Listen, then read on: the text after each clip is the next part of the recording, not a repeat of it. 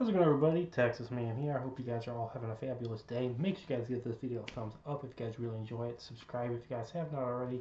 Also, do me the biggest favor of all, hit the bell notification button so you guys don't miss out on future videos or streams here on the channel. If you guys would also please head over to Twitch. Follow me there at Douglas447. Stream there at least once a week, whether it's for Call of Duty, Battlefield, Halo, Destiny 2, or anything else you guys suggest for me to stream over there. If you guys have any movies or shows you guys want me to watch and review here on the channel, please let me know in the comment section down below. I'll get to watching and reviewing those for you guys as soon as possible. I hope you guys are all having a great Halloween season. And because of that, we're going to be talking about the brand new Halloween movie, Halloween Kills. And if you guys have not had a chance to watch this movie, I want to let you guys know I will not be talking anything spoiler-wise when it comes to characters or plots or anything of that nature. So there's not going to be any spoiler talk in this review in case you guys are wondering. So we're going to be talking about positives and negatives. Of course, this movie came out here in 2021, and it's about an hour and 40 minutes long. And I'm not the biggest Halloween fan. I've seen the first one, the original, and then the second one. And then I saw the reboot from 2018, and now I've seen this one. And I've always been mixed on them. I really enjoyed the first Halloween. I enjoyed Halloween from 2018. And so I was really hoping that this movie, it being the second film in this reboot of a Halloween trilogy, because we're getting Halloween, Halloween Kills, and Halloween Ends, I was really hoping that this movie was going to be good and at least be good enough compared to the 2018 reboot. Unfortunately, for me as a fan of the original Halloween, which I give like an 8, this film unfortunately disappointed me. There's a lot of people that feel the same way, and then there's people that are going to be completely opposite, where they're like, we didn't like the Halloween from 2018, but they really enjoyed this one.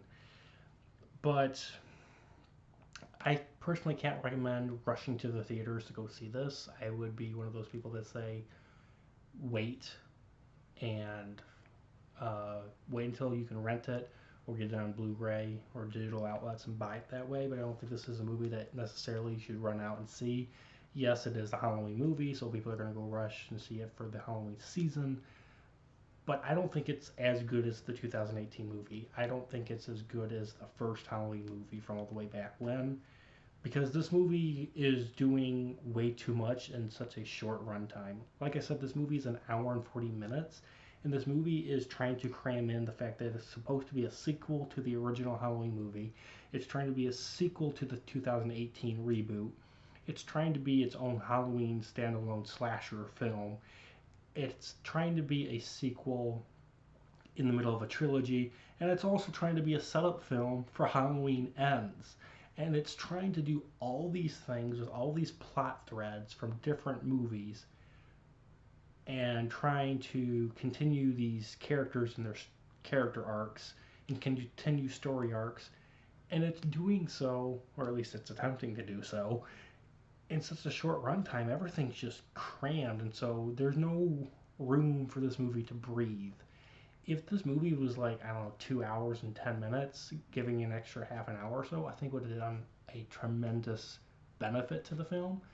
Because once the film starts and then until the film ends, there is no breath in this film. This movie just goes full force for a full hour and 40 minutes, and there's no breathing room. There's no, oh, okay, this is a time where I get like 3 minutes I can run to the bathroom. No, this movie just goes full force, and I don't like that.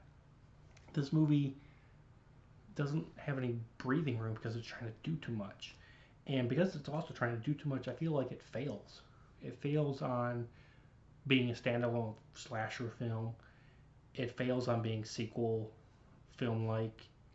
It feels more like the middle film in a trilogy, because I feel like it tried at the beginning of the film, it did a decent job being a sequel to the 2018 film, but this film definitely is just like squeezing on the fact that, hey, we need to make sure that we save characters, we save plots and twists and turns and revelations for Halloween Ends. And it's like they have the roadmap for these 3 movies, and this one just struggled to have a reason, a purpose for existing. Honestly, unless Halloween Ends is something really spectacular, I'm gonna have to say that there probably should have only been 2 movies. There should have been Halloween and Halloween Ends or something, if they're gonna ignore the rest of the Halloween franchise. I don't feel like this movie deserves to exist so much. Like, once we get Halloween Ends, probably next year or the year after that, maybe, and it'll make more sense watching them, in order, like in a binging session. But as the fact that this movie is only almost 90 minutes long, and the yearly delay just makes this film unwarranted. It doesn't feel like this film needs to have existed. In this movie, we get a bunch of new characters and we get a bunch of old characters. And all the characters that are in this film, I feel like they were divided into 3 groups when it came to the writing decision. First of all, there's characters in this film that do nothing of importance but just die a horrible death. There's characters in here that you know immediately once you see them on screen, they're just cannon fodder. They're going to get killed off by Michael Myers, and there's nothing that's going to stop the script from causing it. And everyone that you think is going to die, they die. Now, they do die in glorious Michael Myers fashion, but it's just so obvious that you know who's going to die in this movie and who's going to live. The second group of people are the ones that just talk and talk and talk and talk. And they're there in the film just for exposition dumping. And that's all they do for the entire runtime. And then there are some people in this movie that are doing a little bit of both of those things, where they are getting killed off and they talk. But then there's also like a mini 4th group, and they're there doing things, but the script saves them because the script realizes, hey, we have another movie to do after this, so we need to save some people, some major characters, so we can kill them off later. Also, I didn't like I said, no spoilers, but this film does end up spoiling a possible tease as to how Halloween Ends will conclude, as to how Michael Myers is going to possibly die. So, like I said, I don't want to spoil anything in case you guys haven't seen it, but this film does tease a possible resolution to Michael Myers and a possible conclusion to his character arc and to Halloween itself as a franchise. This film does have an overabundance of flashbacks. Now, that might be cool for people that haven't seen the original Halloween movie, but as someone like me that has seen it, I felt like the footage that was in this movie being used from the original, it just felt like it was meant to extend the really short runtime. Like I said, this movie's only an hour and 40 minutes, and a lot of it just unfortunately feels like fluff. The film has this mob at the hospital, and you've seen this in the trailer, so it's not spoiler wise, but I felt like it didn't add anything majorly to the characters nor to the plot. It doesn't advance the characters really in any meaningful way, and it doesn't advance the plot in any meaningful way. It just feels like every moment the camera cuts to this hospital mob scene stuff, I just felt like, okay, I came here to see a slasher film. I don't care about this mob stuff, and I get there's messaging and whatnot in it. I just didn't care. Like the whole, oh no, Michael Myers is making it, we're all going crazy trying to kill him, and we're all becoming monsters and whatnot. I'm like, okay, but did you really need to spend 20 to 30 minutes to get to that point? Like, there's more effective ways when it comes to writing to get that point across. So I feel like whoever wrote this movie, whoever wrote the script, did a poor job, shortening the runtime on certain aspects of the film that could have been done easier. There's really no character growth in this film.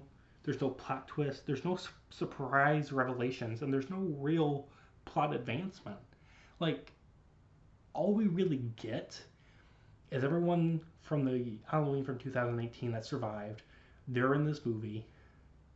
Some of them don't make it, and some of them do. But like, there's certain characters, and you've seen this in the trailer, like Jamie Lee Curtis. Her character was extremely physically injured with a knife in her stomach, and she literally spends the entire film just stuck in the hospital recovering. Now, yes, I understand that makes logical sense, especially for her age. But the trailer makes it look like Jamie Lee Curtis is going to go fight Michael Myers. And I think that was some false marketing. And I understand it's marketing. I just hope they don't do that where they're like, when it comes to Halloween Ends, where they tell certain things in the trailers and it doesn't happen in the movie. There's certain things in the trailers that don't even happen in the movie. So, yeah, there's no shocking twist or turns, revelations. Nothing in this movie really is going to surprise you. I think the biggest thing, and it is somewhat of a plot hole, is that they make it where Michael is just trying to go all the way back home so he can just hang out. And then lastly, the ending just feels abrupt. Like I said, there's going to be a third movie, and the movie just kind of ends. There's no satisfying conclusion. It literally, there are events transpiring on screen. Something shocking happens. I won't spoil what it is. And then once that shocking thing that happens, the movie just ends. It's like they forgot they were supposed to do a third movie while writing the script, and they're like, okay, we're gonna cut it right here so I can make another movie. I feel like Halloween Kills was supposed to be the actual ending, and they're like, oh wait, no, we can make more money, so we need to cut it here, and we're gonna make the rest of the 90 minutes another separate movie.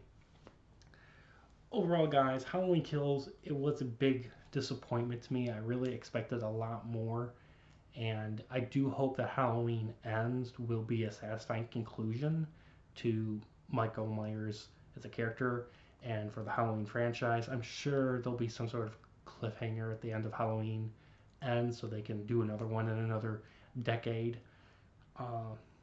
If you're a fan of the original Halloween, you'll probably enjoy this. If you liked Halloween from 2018, this film's going to be a mixed bag for you. You're either going to really enjoy it, or you're not going to enjoy it. You're going to be disappointed. And to me, I was disappointed. It's not as bad as a lot of people are making it out to be. I'm sure there's a lot of people that are giving this movie hate, and they're giving it like a 1 to a 4. But to me, it was a decent slasher film. It's not worth seeing in theaters and running out to do so. Wait, rent it if possible, or just wait until it comes out on Blu-ray and then watch it. So I'm going to give Halloween Kills from 2021 a 5 out of 10. Thank you guys so much for watching. You guys have a great day. I'll see you guys in the next video or stream. Bye, guys.